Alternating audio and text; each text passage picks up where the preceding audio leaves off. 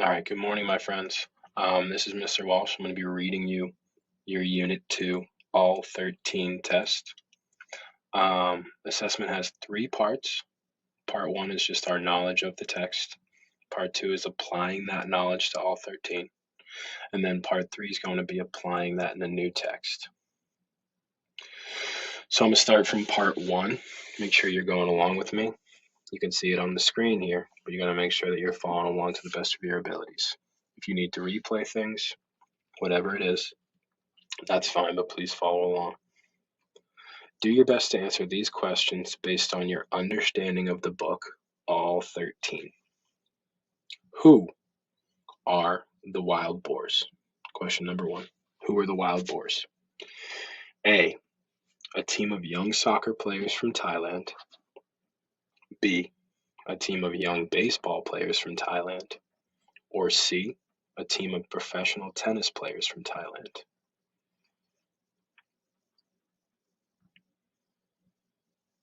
If you need to pause there, that's fine, but I'm going to move forward. 2.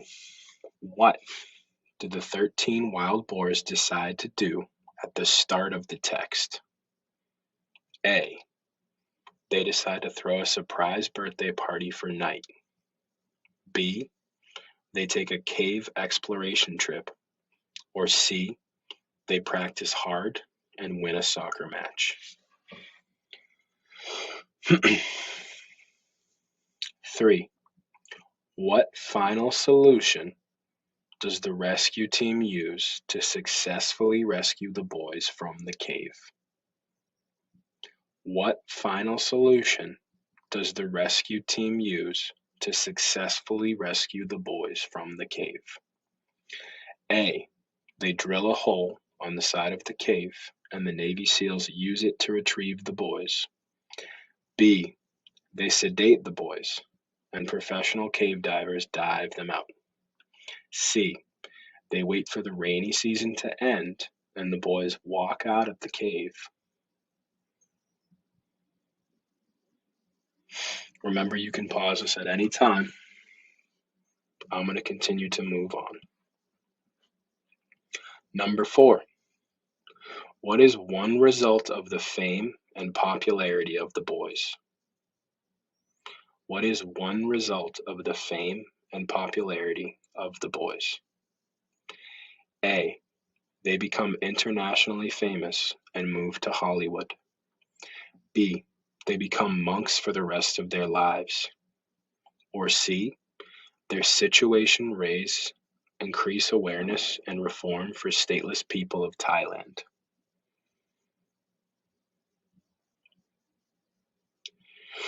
Number 5. What is one theme of all 13? A, fame and glory make people conceited. B, everyday people can achieve extraordinary accomplishments when they collaborate. C, to successfully work in culturally diverse groups, a person must be uncompromising.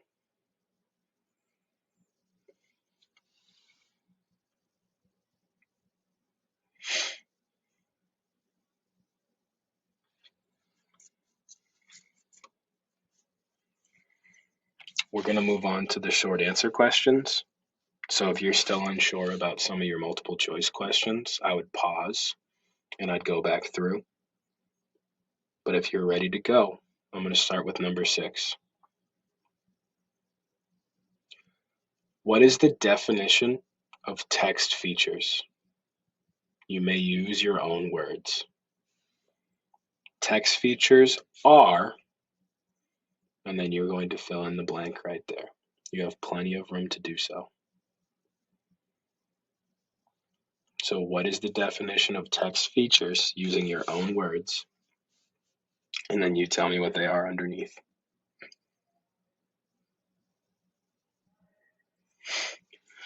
Number 7. In 1 to 3 sentences, explain how Soon Torn Vat, the author, uses text features in all 13.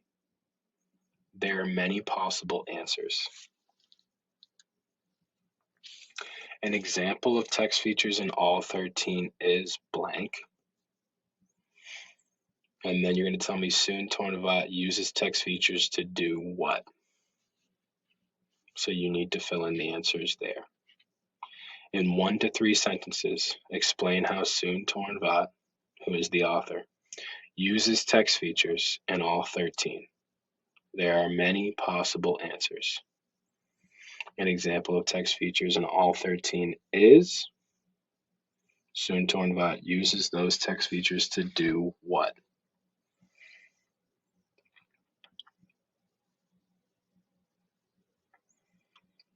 I would pause here until you're ready to move on to part 2.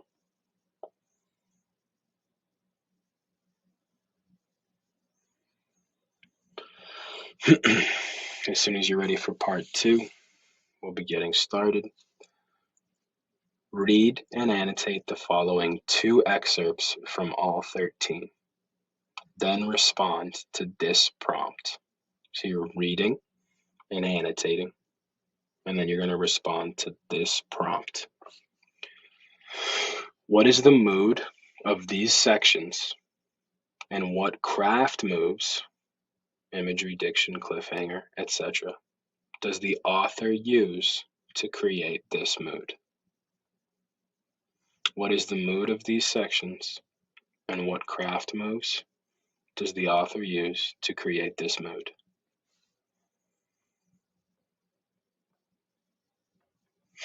Excerpt 1. In this section, the wild boars have been trapped in the cave for almost a week.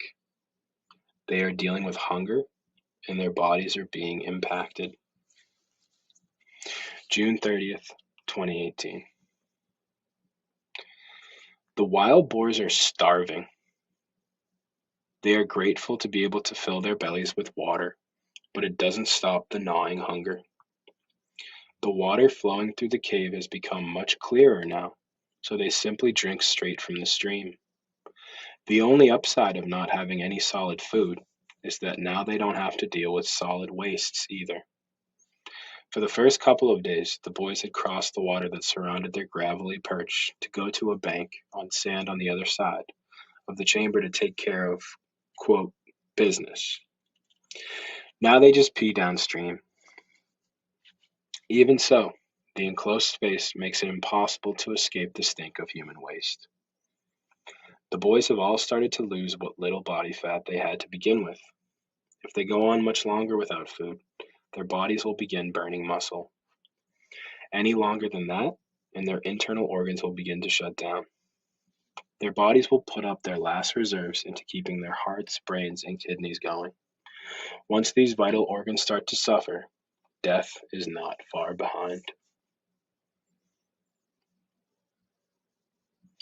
Excerpt 2. This section begins after the Thai Navy SEALs have attempted to dive past Samyak. The Thai Navy SEALs again attempt to dive past Samyak, but they get no farther than before. The current is now so strong that if a diver doesn't keep his face head on the flow, the water will rip his mask off. On June 26, the water rises so high that it pushes the SEALs and all the other rescue workers out of the Samyak area completely.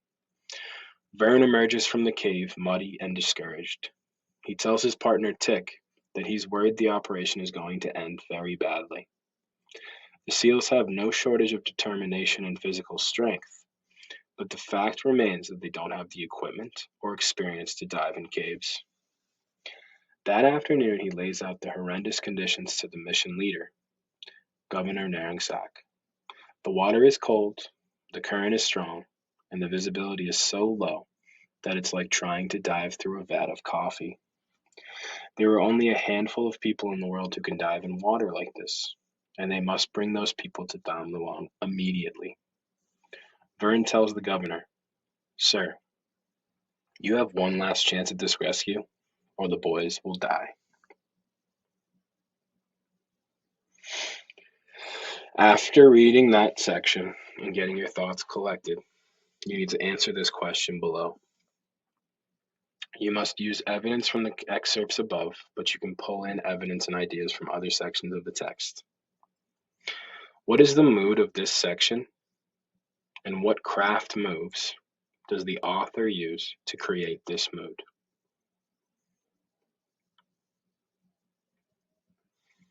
So below, you're going to tell me the mood of this section is, and then the author uses what to create that mood. We see this when the author says blank.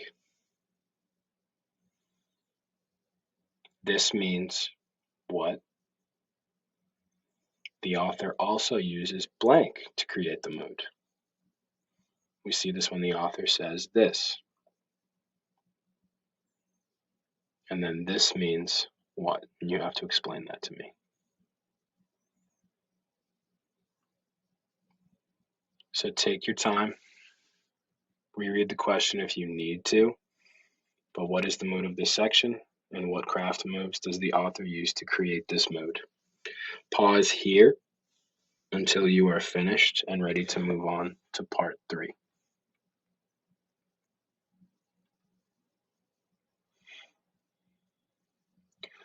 Part 3.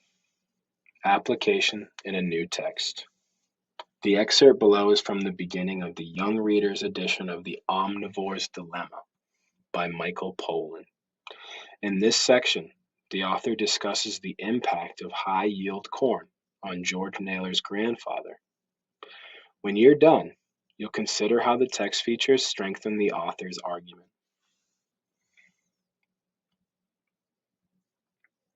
Flipping the page, everybody's page should look like this. Corn versus everyone. When George Naylor's grandfather was farming, the typical Iowa farm was home to many different plants and animal species. At the top of the list were horses, because every farm needed working animals.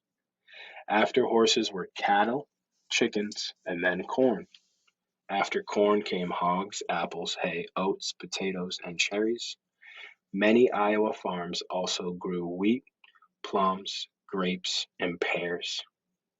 This diversity, with many different types of crops, allowed the farmers to get by if prices fell for any one crop. The arrival of high-yield corn changed all that. It changed the very landscape of Iowa, as corn drove out the other plants and animals, and even many of the people. Below we see an image. On the image it says 1920 to 2002. These lists show the number of crops and livestock produced for sale on Iowa farms in 1920 and 2002. On the left side is 1920, on the right side is 2002. Below that it reads source, Leopold Center for Sustainable Agriculture, Iowa State University, USDA. Second page. As yields grew and farmers grew more corn, prices dropped. Suddenly it was cheaper to feed corn to cattle instead of raising them on hay or grass. People also found it cheaper to feed corn to chicken and hogs. A new business emerged. Cattle, pigs, and chickens started being stuffed full of corn in large factory-type operations called feedlots. So the animals disappeared from the farm, and with them the pastures and hayfields and fences. The horses began to disappear when farmers started buying tractors. In the place of the pastures, the farmer planted more corn and sometimes soybeans. Now the corn began to push out people too. A farm of corn and soybeans doesn't require nearly as much human labor as the old-fashioned farm full of. I'll pause there for a second. Here you have an image which is saying to you, disappearing farmers.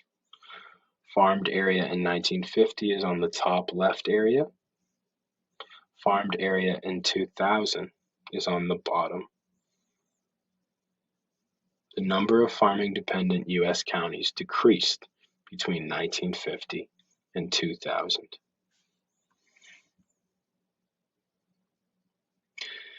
Third page, different kinds of crops. Bigger tractors and machines, chemical weed killers, and artificial fertilizer made it easier for one farmer to handle more acres. Growing corn is just riding tractors and spraying, Naylor told me. It only takes a few weeks of work over a year to raise 500 acres of industrial corn. So the farms have gotten bigger, but fewer people live on them. When Naylor's grandfather arrived in America, the population of Greene County was near its peak, 16,467 people. In the 2006 census data, it had fallen down to below 10,000.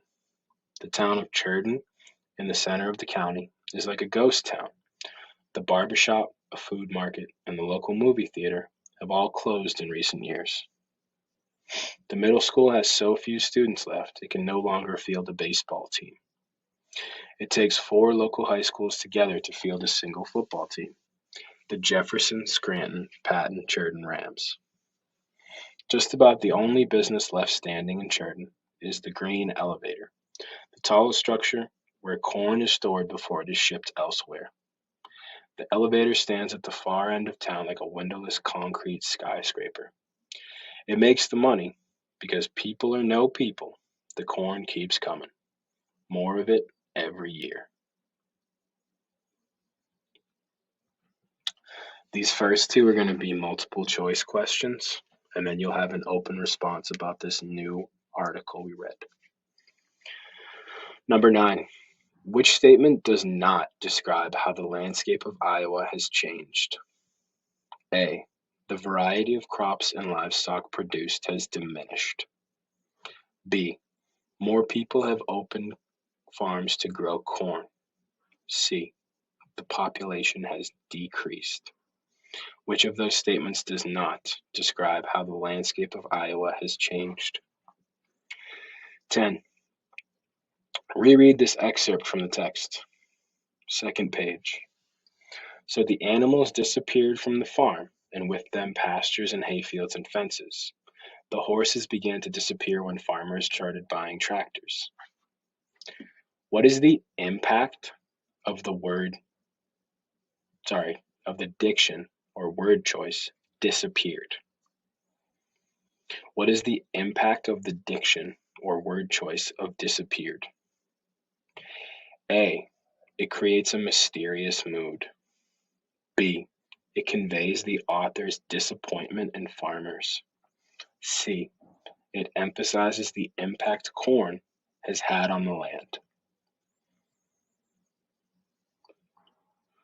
Pause until you are ready to begin. Number 11, the final open response.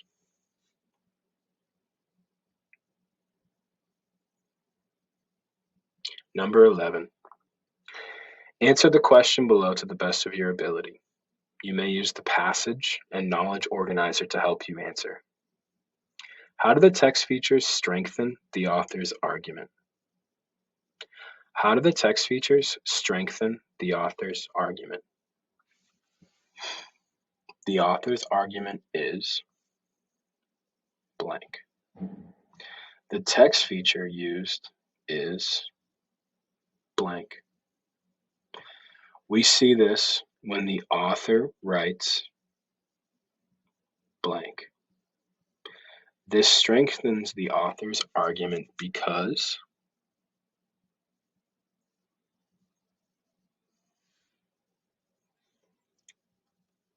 so take your time and answer question 11. How do the text features strengthen the author's argument? Try your best. If you have questions, you can ask me as I walk around the room.